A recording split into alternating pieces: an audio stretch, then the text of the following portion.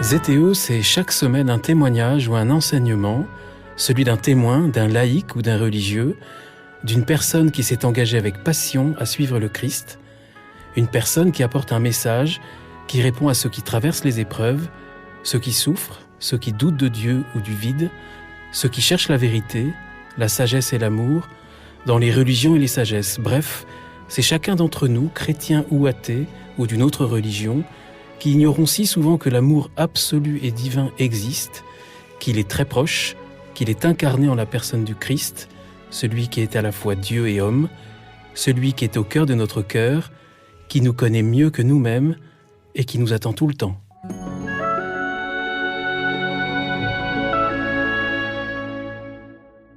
Bonjour chers auditeurs de ZTO, bienvenue pour un nouvel épisode. Je suis Guillaume Devoux et vous propose aujourd'hui une plongée dans nos profondeurs pas toujours drôles, mais avec quelqu'un qui sait y mettre de la lumière. Pauline Devoux, bonjour. Bonjour. Pauline Devoux, merci d'avoir accepté mon invitation. Vous êtes médecin, psychiatre et addictologue. Vous avez pratiqué à l'hôpital de Villejuif en région parisienne, à la Fondation des orphelins apprentis d'Auteuil, le service de psychiatrie de Sainte-Anne à Paris, les prisons de la Santé de Fresnes. Et vous étiez encore en poste à l'hôpital Pompidou il y a quelques mois, je crois. Oui, c'est exact. Voilà. Et donc, vous êtes également engagé pour une initiative en faveur des gens de la rue. On en parlera certainement au cours de cette émission. Cette spécialité de l'addictologie qui peut faire un peu peur, ça vient d'où en fait ? Vous avez toujours su que vous seriez addictologue ? Non. Non, parce qu'en fait, lorsque j'ai commencé mes études, cette spécialité n'existait pas. Elle était partagée. En fait, c'était surtout les gastro-entérologues qui s'occupaient des alcooliques. Bon, les toxicomanes, personne ne s'en occupait vraiment. Voilà. Et puis finalement, l'addictologie, c'est une discipline qui s'est dégagée au cours de mes études. Oui. Vous dites que quand vous étiez déjà étudiante en médecine, vous étiez attirée par l'addictologie parce que vous sentiez l'alcoolisme, la toxicomanie, il n'y avait pas forcément des réponses. Vous parlez de maladies existentielles qu'on ne peut pas soigner que par des médicaments. Ça, je l'ai découvert peu à peu. En fait, c'est surtout par la toxicomanie que je suis rentrée dans l'addiction. Et puis après, j'ai découvert les personnes alcoolodépendantes dont personne ne s'occupait à l'époque. L'alcoolique, c'est vraiment celui qui a toutes les pathologies, qui est au fond du couloir, dont personne veut s'occuper. Voilà, et on dit à l'externe en médecine, va l'examiner parce que lui, il a tout. Il a toutes les pathologies cardiaques, vasculaires, pulmonaires, gastro, etc. Et en fait, la prise en charge des alcooliques et des addicts, finalement, est extrêmement récente. Elle est vraiment récente, je sais pas, parce que donc c'est arrivé finalement avec les traitements substitution, méthadone et Subutex. Donc là, on est dans les années 90 à peu près, puis après il y a eu le sida, enfin voilà, tout ça. C'est toute cette époque-là. Mais vous aviez peut-être une prédisposition naturelle parce que vous avez toujours aimé les déglingués, les écorchés, même les voyous, que vous sentez même mieux avec eux qu'avec les gens normaux en cravate. C'est vrai. Oui. Je sais pas pourquoi j'ai dit ça, mais finalement c'est un peu vrai. C'est-à-dire qu'en fait, c'est parce que vous savez, quand vous avez perdu beaucoup de choses, eh bien il vous reste l'essentiel. C'est pour ça que la pauvreté c'est intéressant. C'est qu'on ne se disperse pas. Et eux, ils sont vraiment, tous ces gens, ils sont sur le rocher, à nu. Voilà, il y a plus de coussins. Et du coup, d'emblée, on va à l'essentiel. Et on peut pas arriver avec notre mondanité, tout ça. Eux, ils sont plus mondains du tout. Ouais, la mondanité est partie. Oui. Et du coup, on va tout de suite au cœur. Et ça, c'est exigeant. Puis en même temps, vous dites qu'en fait, on a besoin d'eux. Parce que s'il n'y a pas de handicapés, de faibles, en fait, on est fichu. C'est effectivement ce qui risque d'être effrayant, terrorisant avec l'euthanasie. C'est-à-dire qu'à un moment donné, qui sera le plus faible ? Ça risque de se rapprocher de chacun de nous. C'est vrai que le faible, le Seigneur l'a dit, les pauvres vous en aurez toujours, et grâce à Dieu, parce que je suis toujours le pauvre de quelqu'un. Donc, il y a une vraie grâce à la pauvreté, pas forcément financière, mais à la pauvreté, à la simplicité. Et on est tous appelés à la simplicité. Oui, et vous avez dit également dans une autre interview que, en fait, les personnes qui sont faibles, elles nous protègent contre nous-mêmes, elles nous protègent de la toute-puissance. Et en fait, ce sont elles qui portent toute l'humanité. J'ai trouvé que c'était très beau comme C'est formule. vrai, elles nous rendent meilleurs. Voilà, enfin, je crois que moi, c'est quand je parle à je sais pas, un gars qui est dans la rue, je passe un petit moment avec lui, c'est toujours un moment de bonheur. Je me dis rarement après j'ai perdu mon temps. Alors qu'il y a quelques dîners où quand on rentre chez soi, on se dit oh là là, j'ai un peu perdu mon temps. Oui, je vous confirme, ça peut arriver. C'est étonnant. Hein. Et donc il y a une espèce de grâce de l'instant présent. C'est simple, hein, faire traverser une vieille dame dans la rue, ça vous met la joie dans le cœur. Toujours, toujours. Alors les addictions qui sont votre spécialité, Pauline Deveau, en fait c'est quoi une addiction ? Une addiction, addictus, c'est l'esclave. Hein, c'est l'esclave gagé en dette. Il est toujours en dette de quelque chose. Et l'addictus, l'addict, c'est quelqu'un qui, je sais pas trop comment vous le dire ce matin, mais qui n'a que les oui, qui ne sait pas dire non. Hein, ça c'est important, et qui va demander à un produit de faire à sa place. Et le drame, c'est qu'il va transférer toute sa puissance profonde, importante qu'on soit puissants les uns les autres sur notre vie. Eh bien, il va transférer cette puissance au produit, et c'est le produit qui va être tout puissant sur lui. Voilà, c'est le produit qui va prendre le contrôle de sa vie. Voilà, l'addict, on est addict quand on ne sait plus dire non, qu'on n'a que les oui. Mais si on n'a plus les non, ça veut dire qu'en fait on n'a pas les oui. Hein, vous avez parlé de troubles de l'attachement. Oui, alors il est clair que effectivement, l'addiction, c'est une maladie d'amour, c'est une maladie de l'attachement. C'est ça qui est passionnant. C'est-à-dire que quand on n'a pas pu s'attacher convenablement à quelqu'un et donc on n'a pas pu se détacher, eh bien ensuite dans la vie, on va s'attacher à des tas de petits rochers qui n'en valent pas forcément la peine, mais on est un mendiant d'amour, un mendiant de l'attachement. C'est une pathologie du lien. À partir de quand on sait qu'on est addict ? Justement, c'est une question que je me posais en préparant l'émission. À partir de quelle consommation Est-ce que c'est quand on devient tout simplement malade ? Mais ça peut être donc, on en parlera des différentes addictions. Et à partir de quand on sait qu'on est addict ? En fait, on sait qu'on est addict quand on souffre. Quand on souffre de ne pas pouvoir dire non. Alors, il y a des grandes addictions, puis il y a des toutes petites addictions. Il y a le petit carré de chocolat au fond de l'armoire auquel on pense. On s'est rassis à son bureau, on s'est dit non, je vais pas le reprendre tout de suite. Voilà, c'est toutes ces petites. Alors ça, c'est pas des grandes addictions. On est tous plus ou moins un peu addicts. L'attachement, la consolation, tout ça, ça fait le lit de l'addiction. L'addict, en vrai, pour les psychiatres, c'est quand il va préférer le produit à toute autre chose dans sa vie, et donc peu à peu, sa vie va être un capharnaüm. Il va plus se lever pour aller au travail, il va plus s'occuper de ses enfants, etc., etc. Et ça, c'est vraiment, et c'est l'addict, oui, comme on l'a en médecine. Mais addictus, on est un peu en carême en ce moment. Donc addictus, c'est les petits points de ma vie où je suis pas tout à fait libre, où je suis dans l'ordre de la compensation, de la fausse consolation. Et on s'en rend pas toujours compte. Ouais, quand même, on sait nos petits points de fragilité. Voilà. Après, c'est pas très grave. Non, parce que je veux dire, on se rend pas tellement compte que ça peut être grave. On relativise. Ça peut être grave. Enfin, je crois qu'on a tous des petits points dans la vie d'addiction, mais. Et c'est peut-être pas toujours grave d'ailleurs. Mais c'est pas grave en fait. C'est juste, c'est une fragilité. Oui, on a une fragilité sur peut-être le monde de la compensation, de la consolation. Ça devient grave en fait quand ça nous empêche, quand ça devient vraiment un chemin de mort. Parce que c'est ça l'affaire des patients, c'est que à un moment donné, ça n'est pas c'est un chemin de mort qui s'ouvre, ça n'est plus un chemin de vie. Oui, en plus, là, on peut tous être plus ou moins addicts, mais nous sommes inégaux face aux addictions. Il y en a qui tombent plus facilement dans les addictions que d'autres. L'addiction, c'est vrai que c'est une maladie multifactorielle. De toute façon, il n'y a aucune égalité dans l'humanité. Mais il est clair que il y a une hérédité, il y a les troubles psychologiques, il y a de la biologie, enfin il y a plein de choses pour faire une addiction.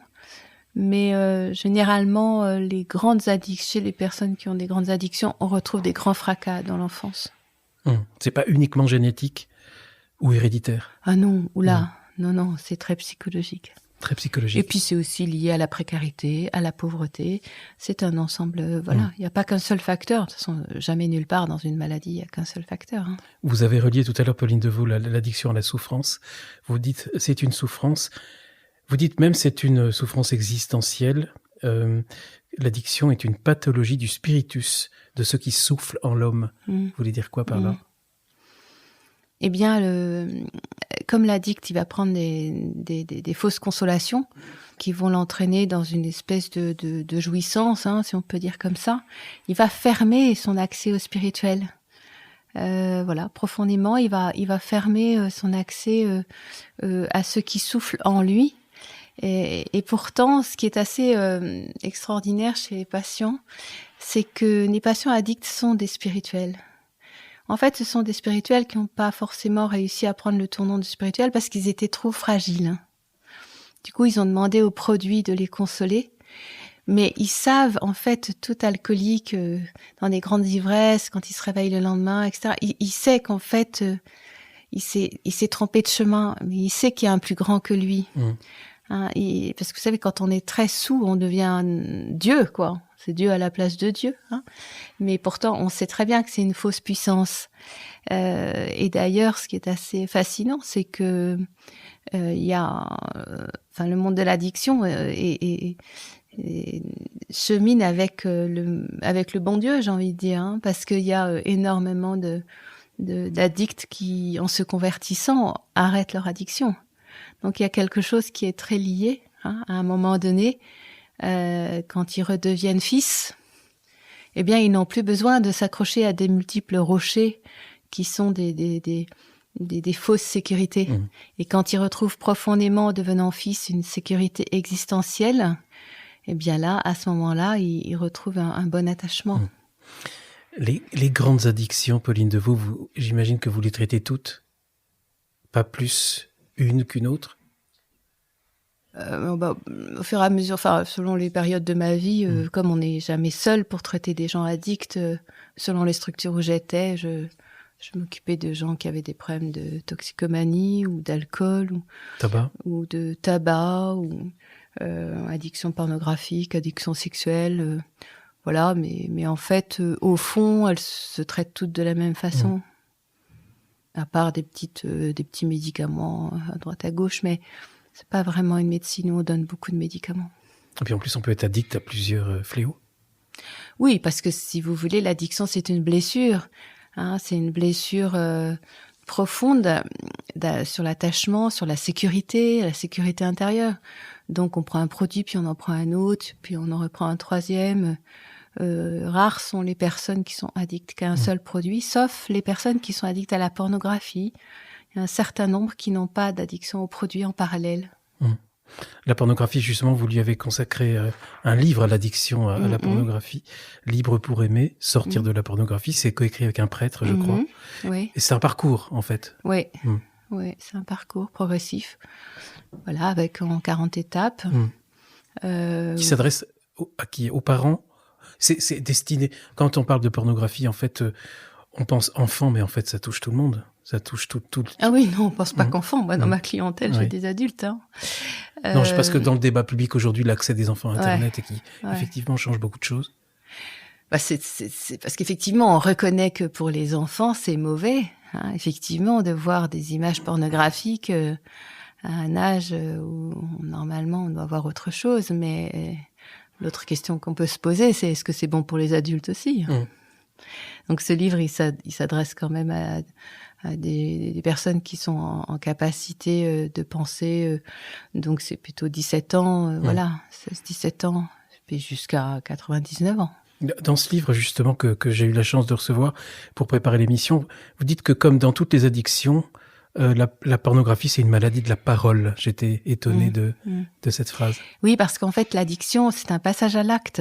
C'est-à-dire que comme c'est une maladie des émotions, comme disent les alcooliques anonymes, et c'est vrai, à chaque émotion, vous allez demander finalement, dans un acte, vous buvez un coup, vous prenez une cigarette, vous allez regarder un petit film, et pour écraser l'émotion douloureuse, l'émotion, le souvenir que vous voulez pas voir. Puis de proche en proche, après, c'est même l'émotion joyeuse. C'est-à-dire qu'on boit sur les tristesses, sur le chagrin, mais on boit aussi sur les joies, on boit sur tout. Donc, en fait, la maladie de l'addiction, c'est une maladie où on vient écraser les émotions par un recours au produit. Le produit va nous donner une jouissance, je ne vais pas appeler ça le plaisir, mais une jouissance biologique, et du coup, va écraser toutes les émotions. Donc c'est vraiment en lieu et place d'un passage à l'être où normalement on doit retrouver notre intériorité, eh bien l'addiction me met dans le passage à l'acte et on en sort effectivement par la parole, parce que la parole elle parle de moi, elle parle de mon être profond et donc voilà, j'ai accès à mon intériorité. Les émotions, ce sont ma boussole. L'émotion, c'est ma boussole. Si j'ai peur, j'avance pas. Si je suis joyeux, je me dis qu'il faut que je reste à l'endroit où je suis. Voilà. Et si vous écrasez toutes les émotions, eh bien, sous l'émotion, c'est l'intériorité. Donc, c'est tout l'être. Et donc, c'est tout l'être spirituel, parce qu'il n'y a pas de vie spirituelle sans émotion. Je pense en vous écoutant à des auditeurs que je ne connais pas forcément, mais qui en vous écoutant vont se dire mais ok, moi j'ai accès à la drogue parfois, je peux avoir accès au tabac, je peux avoir accès à l'alcool, à la pornographie éventuellement aussi, mais je ne savais pas que j'étais addict. À partir de, ils vont peut-être s'inquiéter ces auditeurs parce que peut-être qu'ils arrivent d'autre part à réguler ces choses-là. Eh bien, l'important, c'est de se demander s'ils sont libres ou pas de poser cet acte-là, s'ils peuvent ne pas prendre cette cigarette-là. Mais surtout, le plus important, c'est d'analyser les moments où on a recours au produit.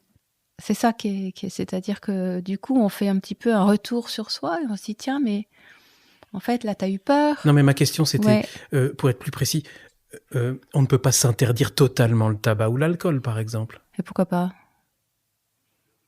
Si c'est mauvais pour nous. Est-ce que c'est franchement mauvais ? Moi, je pense que le tabac, faut se mettre sous un pot d'échappement de voiture, c'est pas mal aussi. Si je vous dis, c'est excessif. Vous mettre sous un pot d'échappement de voiture 1 à 2 fois par jour, bon, vous allez me dire, mais ça va pas. Oui, mais on se met pas sous un pot d'échappement quand on fume une pipe par jour ou une petite cigarette et à la limite qu'on avale pas la fumée. Ouais, je sais pas, je vois pas l'intérêt, mais. Mais certains, ça procure un soulagement sans que ça aille beaucoup plus loin. Oui, vous voyez ce que je veux dire ? Oui, très bien. Oui, mais dès lors où vous demandez à un produit de vous soulager, qu'est-ce que ça veut dire ? Vous n'êtes pas en capacité vous-même de répondre à vos difficultés ? Il s'agit pas forcément non plus de difficultés. Un bon verre d'alcool avec des amis, ça peut être un bon moment passé ensemble. Oui, c'est vrai. Avec les produits du Seigneur. Oui. Comme un cana. Oui, bien sûr. Donc c'est pas forcément mauvais. Non, mais l'alcool, en fait, il y a à peu près que 10 à 15% des gens qui consomment de l'alcool qui sont addicts à l'alcool. Voilà, alors que ça. 98% des gens qui fument sont addicts au tabac. Le tabac est une drogue dure qui rend très addict. Oui, donc il y a différents degrés. Ouais, il y a différents types de gravité selon l'addiction, en fait. Non, une addiction est forcément mauvaise. Oui, l'addiction est forcément mauvaise. Ouais, je vous ai vu tiquer quand j'ai prononcé le mot. L'addiction, c'est addicere, c'est être assujetti à un autre. C'est ça que ça veut dire. C'est ne plus être sujet, c'est être esclave. Si vous êtes esclave, il y a quelque chose qui ne va pas dans votre vie. Et donc, de temps en temps, on doit se retourner dans notre vie et se dire, et là, est-ce que je suis en capacité de pas prendre de dessert, de je sais pas quoi, de café, de trucs. Non, mais je me faisais un peu l'avocat du diable parce que je pense que chaque auditeur sait quelle est sa limite. Bien sûr. Mais ce qui est très important, c'est que y a une banalisation. Non, c'est important de vivre la frustration. Parce qu'au cœur de la frustration, il y a toutes nos colères, il y a plein de choses. Et si on les écoute pas, eh bien, on changera jamais de vie. Si on a une vie médiocre qui nous intéresse pas beaucoup, on boit un petit coup, on fume un peu et ma foi ça passe. Ouais, ma foi ça passe, ça veut rien dire de faire passer sa vie. Voyez ? Donc il faut vivre la colère, il faut vivre. Je m'ennuie profondément dans cette vie-là. Super, tu t'ennuies. On va faire quoi alors ? On va bouger. Moi je dis à mes patients, mais en fait vous vous ennuyez à mourir dans votre vie. Et souvent ils me disent ouais c'est vrai. Je dis super, c'est une belle nouvelle. On va pouvoir essayer de faire autre chose. On passe le temps, le temps est perdu. Pourtant, le temps, c'est un trésor. On parlait de pornographie, Pauline Deveau. Quel est le rôle, qu'est-ce que des parents doivent faire quand ils savent que leurs enfants peuvent avoir accès à la pornographie ? Parce que vous dites qu'ils ont un rôle beaucoup plus important que les éducateurs à ce sujet-là. Et déjà, les parents, c'est par l'exemple qu'on éduque, voyez. Et quand certains patients me racontent qu'en fait, ils ont trouvé à l'époque sous le lit des parents, des revues porno, alors que papa était général, super machin, etc., etc. Tout d'un coup, il y a tout qui s'effondre, vous voyez. Bon, déjà, il y a une vraie cohérence, hein, parce que souvent la blessure de l'enfant vient d'un truc qui est pas tout à fait calé, hein, chez les parents. Voilà, et puis après, c'est toujours la même chose. Il faut parler. On remarque que les enfants qui sont addicts à la pornographie, mais aussi à autre chose, c'est que souvent ils sont dans des familles où on ne parle pas et où on n'a pas l'habitude de parler de ses émotions. Voilà, on écrase ses émotions. Sauf que personne ne peut écraser ses émotions. Au bout d'un moment, ça devient insupportable. Voilà. Donc vraiment, on a remarqué que les familles où ça ne parlait pas et où il n'y avait pas un échange émotionnel, eh bien, il y avait plus d'addiction, plus de risques d'addiction. Alors, qu'est-ce qu'ils doivent faire les parents quand ils parlent aux enfants ? Parler et puis demander des nouvelles. Est-ce qu'il ne faut pas attendre que... Non, il ne faut pas attendre que l'enfant en parle. Non, parce que nous, on dit que de toute façon, si vous leur en parlez pas, il y aura quelqu'un d'autre qui va s'en charger. Donc, il faut parler. Il faut parler de la pornographie, il faut parler de l'addiction sexuelle. Il faut dire la vérité, parce que la pornographie, c'est pas de l'amour. L'addiction sexuelle, ça touche tout le monde ? Non. Tout le monde, je sais pas qui c'est. Moi, je le vois jamais dans mon cabinet, tout le monde. Moi, je vois que des personnes. Donc, l'addiction sexuelle touche un certain nombre de gens, parce que c'est vrai qu'en fait, vous commencez par la pornographie, puis après, vous faites des rencontres par webcam, et puis après, vous allez sur des sites de rencontres, et puis c'est toujours plus. Voilà. Puis un jour, vous vous retrouvez dans une vie où vous n'auriez jamais dû être. Voilà. Donc,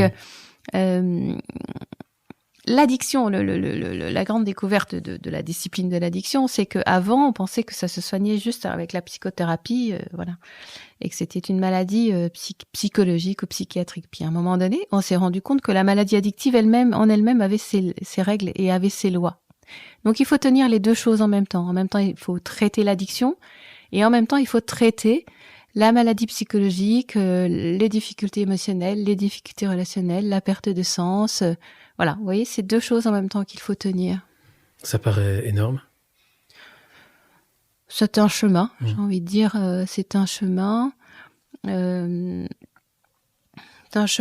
faut faire du lien. Enfin, c'est un chemin. Ouais. Une personne qui est tombée dans une addiction, ou je pense pas à un adolescent ou un adulte, vous le sortez comment d'une addiction, par exemple, à la pornographie ?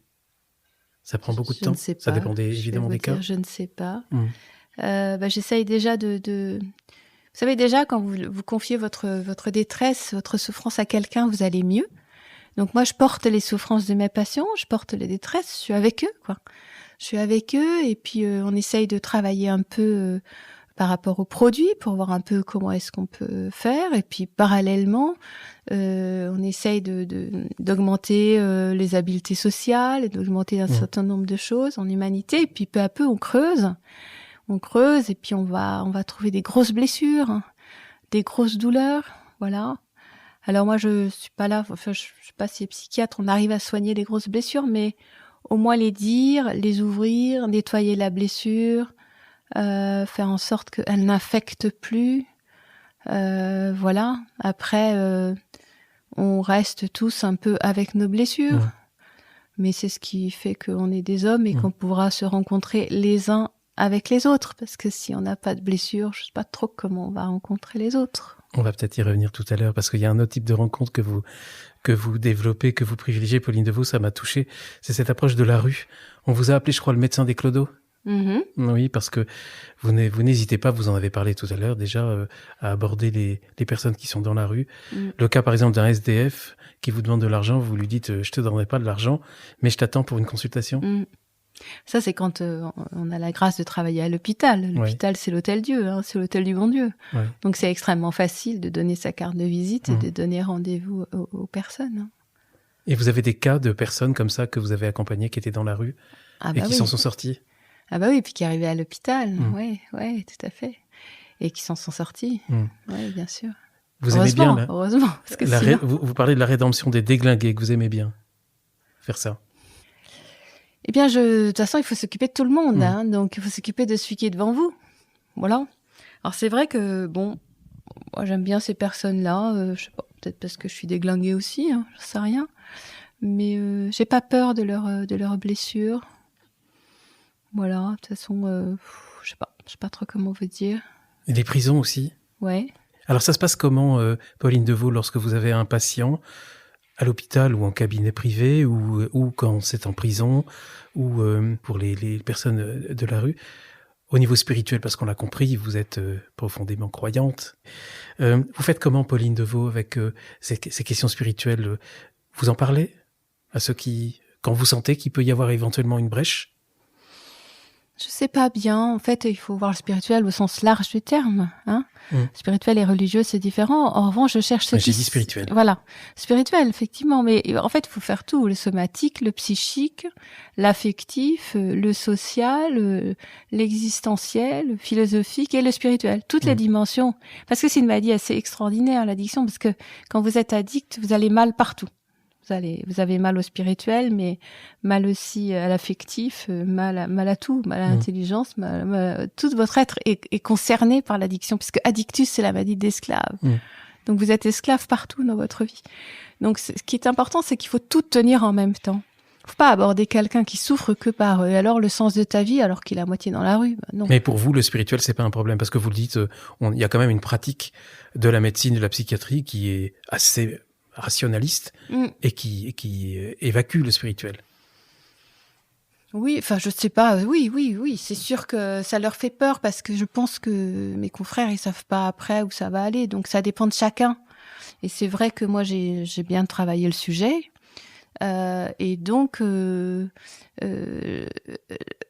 toute personne que l'on rencontre sait quel sens elle aurait aimé donner à sa vie. Il suffit de lui demander. Je me souviens d'un gars qui était dans la rue et en fait un jour il venait me voir quand même en consultation. Il venait me voir à l'hôpital et il s'appelait Michel. Et puis un jour je lui dis bon Michel ou monsieur, je ne sais plus, à part SDF, vous auriez voulu faire quoi dans la vie? Parce que c'est pas personne n'a envie d'être SDF, mais est-ce qu'on leur demande? Et là il m'a dit moi j'aurais adoré être pilote d'avion. J'avais un gars devant moi qui passait sa vie sur le trottoir ou sur les bancs publics et qui voulait être pilote d'avion. Et après, toutes nos consultations, on parlait que d'avion. Qu'est-ce qu'il est devenu? Il a fait un petit tour en prison. Je crois qu'il doit être chez le bon Dieu aujourd'hui. Ça, c'est très important. Vous savez, ça, c'est très important. C'est-à-dire dire à l'autre, et à part ça, t'aurais aimé faire quoi? Vous savez, au lieu de chercher des solutions sociales, on va le mettre là, puis on va le mettre là. Mais quel est son rêve? C'est le rêve qu'il faut tirer. Parce que là, il y a de la force. Moi, je cherche chez mes patients là où il y a de la force. Et quand il y a encore du rêve. Donc, je fais écrire mes patients. Allez, les rêves, c'est quoi? Et tant qu'on a des mots, on écrit. Puis après, on prend 2-3 trucs et on tire et on se tire du trottoir. Alors, Zétéo, Pauline Deveau, c'est un podcast chrétien écouté essentiellement par des chrétiens. Et il y a beaucoup de chrétiens qui pensent que lorsque quelque chose va mal, il faut le traiter sur le plan spirituel et pas forcément psychologique. Il faut aller voir plutôt un confesseur qu'un psy. En fait, c'est complémentaire. Il faut tout faire. Il faut aussi faire du sport. Parce que quand on fait du sport, quand on arrive à courir un peu, à la fin de la course... On est d'accord que quand on va mal, on n'a peut-être pas envie de faire beaucoup de choses. Donc, un pas après l'autre. En fait, il faut trouver une porte de sortie. Faut trouver une porte de sortie. Mais quand vous demandez aux gens de quoi vous auriez besoin, ils le savent. Vous avez parfois le sentiment de vous transformer un peu en confesseur, sans donner l'absolution, évidemment? Parce que j'imagine que les gens doivent s'ouvrir beaucoup. Oui, mais je pense que les confesseurs en savent plus que nous, quand même. Parce que puis c'est différent, c'est vraiment un job très très différent. Parce que oui, nous effectivement, on est profondément dans l'intimité, mais on n'est pas forcément dans le bien et le mal. On est dans le bon pour vous ou mauvais pour vous. Ce qui est un petit peu, ce qui est pas très loin. Mais est-ce que ça a été bon pour vous? Non, ça n'a pas été bon pour moi. Ok, donc on essaye aussi je pense que c'est important, c'est de remettre un peu de la finalité et du sens, parce que dans notre société, elle est totalement bouchée sur la finalité. Les gens savent plus pourquoi ils se lèvent le matin. Parce que vous savez, se lever le matin pour être un consommateur, c'est quand même pas passionnant. Or, c'est que ça. Sois dans la jouissance, consomme, éclate-toi. Enfin, mais il y a de quoi déprimer. On arrive peut-être au bout de ça. On arrive au bout, ouais, je sais pas. Ouais, le bout, je crois qu'on n'est pas tout à fait au bout. Ouais. Mais vous êtes bien placé pour le savoir. Ouais, on n'est pas tout à fait au bout. Mais le problème, c'est que qu'est-ce qu'on propose sinon? Qu'est-ce que la société propose? C'est vrai que notre génération, nous, on avait envie d'aller au bout du monde quand on avait, je sais pas, 14 ans ou 12 ans, je sais pas vous, mais là, maintenant, le bout du monde, il est au bout du clic, au bout du doigt, Donc, c'est dur, ça, pour eux, je trouve. Ils ont tout vu, ils ont tout fait. C'est finalement, c'est très violent. Alors, Pauline Deveau, je sais, on en a parlé même un peu avant l'enregistrement. Vous êtes psy, vous pratiquez, donc vous ne souhaitez pas trop qu'on rentre dans votre vie privée, et c'est tout à fait normal, parce qu'il peut y avoir aussi une curiosité. Mais si vous le voulez bien, j'aimerais qu'on parle, si vous le voulez bien, de votre parcours spirituel, parce qu'on en parle, il est sous-jacent dans tous nos propos depuis le début de cet entretien. Vous-même, vous parlez de votre jeunesse, de cette génération, vous dites que c'était en fait pas tout à fait terrible, parce que on n'avait pas le feu. On cherchait le feu, mais on l'avait pas. C'était un peu comme ça que vous visiez En fait, c'est vrai que je crois que moi, je m'ennuyais. Voilà. Vous étiez d'une famille pratiquante, mais vous-même, vous dites, quand j'avais 20 ans et plus, ma foi s'étiolait. J'avais toujours la foi, mais il n'y avait plus l'église en face à cette époque-là. Il faut quand même le savoir. Moi, j'étais dans les années 85, 90 en fac, en province, il n'y avait personne. Il n'y avait personne. Donc, aucun étudiant enfin, il n'y avait pas d'aumônerie, il n'y avait rien. C'est quand même effrayant, Et donc les jeunes d'aujourd'hui ne se rendent pas tellement compte dans l'état. Qu'est-ce qui s'est passé? Vous aviez 27 ans et c'est une lecture que vous avez faite et vous avez compris le sens, l'importance du Christ dans votre vie. Il s'est passé quoi? Un jour, non, je sais pas. Je me suis dit, oui, j'allais pas très bien. J'écrivais ma thèse. Enfin, j'étais un peu au bout. Et je me suis dit, mystérieusement, je crois qu'il y a que le Christ qui peut me sauver. Et du coup, j'ai décidé d'aller tous les matins à la messe à 7h ou 7h30. Donc ça vous Comme je suis pas du matin, pour moi, c'était un exploit. Mais vous parlez quand même ça a continué d'être une errance pendant quelques années. Oui. Et il y a eu un moment vraiment de conversion qui a été fort, à la suite d'un enterrement, je crois. Oui, c'est ça. Mais parce qu'en fait, si vous voulez, la messe tous les matins, en fait, ce qui est important, c'est que j'allais, mais ça continuait et personne ne me parlait. À l'époque, je voyais des gens qui allaient à la messe tous les matins. Je les regardais en me disant, mais eux, pourquoi est-ce qu'ils viennent? J'essayais de trouver leur secret.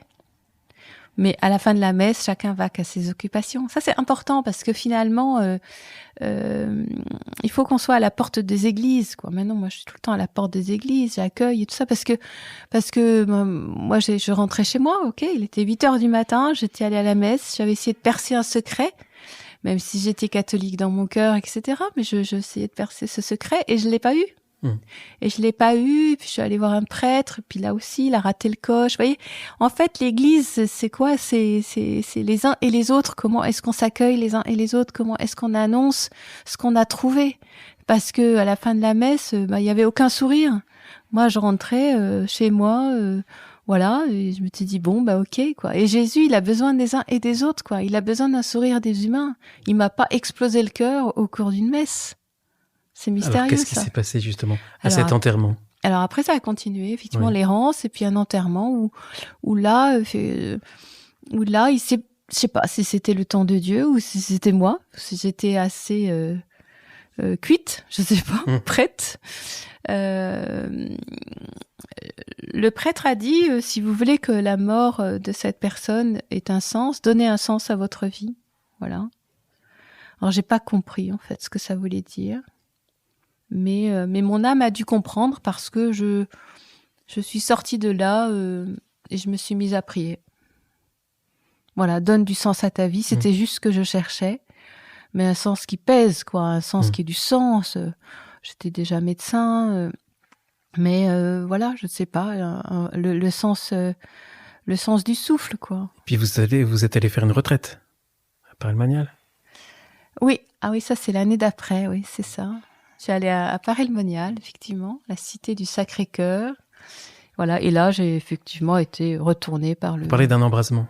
Oui, effectivement, j'ai été retournée par le bon Dieu. Enfin, je suis devenue profondément chrétienne. Même si au début, ça vous a fait un peu peur, je crois. Ah bah oui, parce que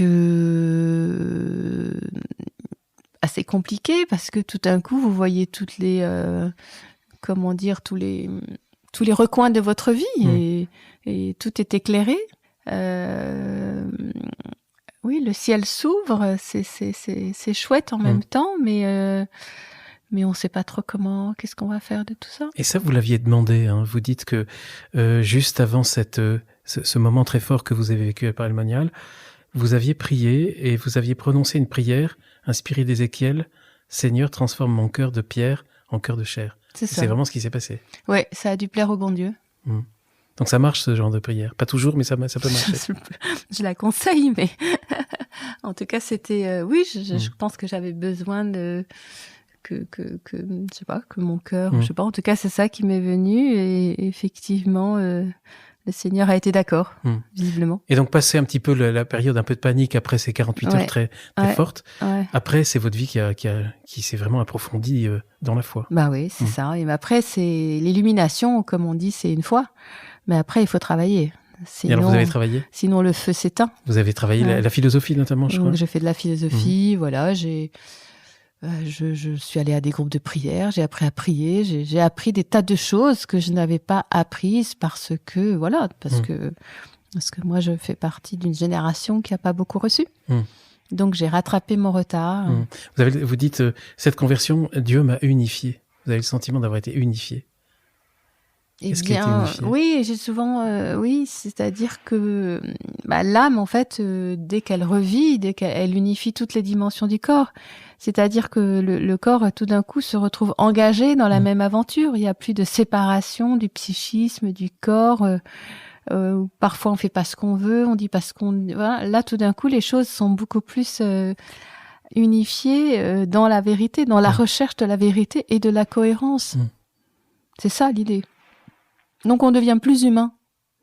C'est-à-dire qu'on réinvestit, par le souffle, par l'esprit de vérité, on réinvestit profondément son humanité.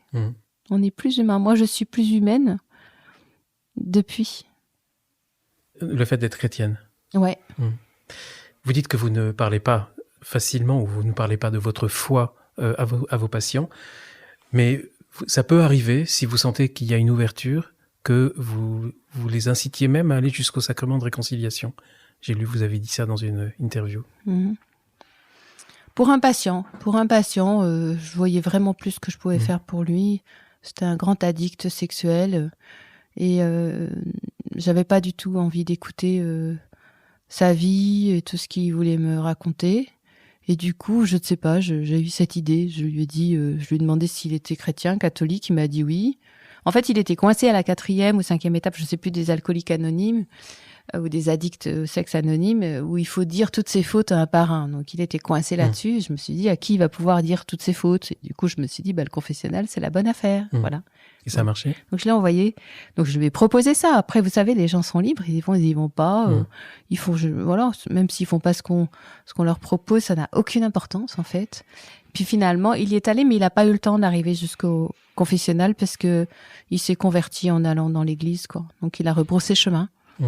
Il a fait l'expérience de la miséricorde. Il s'est senti totalement pardonné, lavé de toutes ses frasques, alors qu'il n'avait pas encore atteint le confessionnal. C'est assez joli. C'est-à-dire que il a même pas eu besoin de dire à quelqu'un tout ce qui lui faisait honte. Et il en a été lavé. Voilà. C'est génial. Voilà. Mais non, sinon, ça fait pas tellement partie de mes prescriptions. Quand même, moi, je me laisse porter. J'essaye surtout de... Vous savez, c'est un chemin où il faut avoir des bonnes idées. Donc, on essaye de trouver des idées surtout. Donc, ça peut être aussi des livres. Ça peut être d'aller participer à des groupes d'entraide. Ça peut être plein de choses. Plein de choses qui... L'idée, c'est qu'il faut que ça fasse vivre, puisque toute l'addiction met dans la mort. Donc, l'idée, c'est qu'il faut vivre et retrouver le goût de la vie, refaire l'expérience de la vie, parce que le corps, quand il refait l'expérience de la vie, alors il va mieux, et de proche en proche, tout d'un coup, la vie rentre et la vie s'engouffre. Donc, voilà, ça peut passer par plein de choses différentes. Vous ne traitez que les grands cas d'addiction, ou vous traitez aussi des patients qui ne souffrent pas forcément d'addiction lourde ? Moi, j'accueille tout le monde. Non, j'ai pas que des grands addicts. Pour soigner des grands addicts, il faut être dans des grosses structures, ce qui n'est plus le cas aujourd'hui pour moi. Donc, je soigne pas que des addicts, j'accueille les gens qui souffrent. Voilà, on va dire ça. Vous aviez des mots tout à l'heure, Pauline Deveau, sur la liberté. Et pour vous, cette liberté, vous dites en tant que chrétienne, ça a vraiment une signification que peut-être vous n'accordiez pas lorsque vous étiez peut-être moins convaincu. Et cette liberté, par rapport aux addictions, c'est vraiment le contraire total? En fait, moi j'ai effectivement trouvé le moyen et le chemin de la liberté, mais je suis pas libre encore. Je sais pas qui peut dire qu'il est libre. C'est un chemin, la liberté. Dès qu'on retombe dans le péché, c'est-à-dire dans l'absence d'amour, qu'on quitte le chemin de l'amour ou de l'amitié, ça veut dire que c'est fini. On n'est plus libre. Donc, en revanche, j'ai trouvé un peu les moyens et du coup, c'est vrai que tout médecin est d'abord le premier médicament pour son patient. Donc moi, je suis le premier médicament pour mes patients. Et c'est vrai que ce long chemin que j'ai fait en spirituel, en philosophie, etc., me permet d'approcher au plus près leur humanité. Mais on a tous des chemins. Moi, c'est mon chemin, mais il y en a d'autres psychiatres qui vont l'aborder par la littérature. Enfin, il peut y avoir beaucoup de chemins pour essayer d'accompagner l'humanité en l'autre, pour qu'il soit plus humain. Pauline Deveau, je voudrais vous remercier de tout cœur pour cet accompagnement, ce chemin qu'on a fait ensemble pendant cette émission, parce que je pense qu'il y a plein d'auditeurs qui connaissent des personnes qui souffrent et qui peuvent peut-être leur faire écouter cet entretien et ça peut peut-être donner des idées pour libérer des personnes qui souffrent, et on souffre tous plus ou moins d'atteinte à nos libertés, d'atteinte qu'on fait nous-mêmes. Quelque chose qu'on n'a pas dit? Oui, vraiment, c'est que il faut jamais se satisfaire de ses addictions. Il faut se dire que il faut toujours trouver le moyen pour en sortir et chercher. Il n'y a jamais une fatalité. Il faut vraiment se donner les moyens d'en sortir. Voilà. Merci Pauline Deveau. Je vous remercie. Merci, à bientôt chers auditeurs pour un prochain épisode.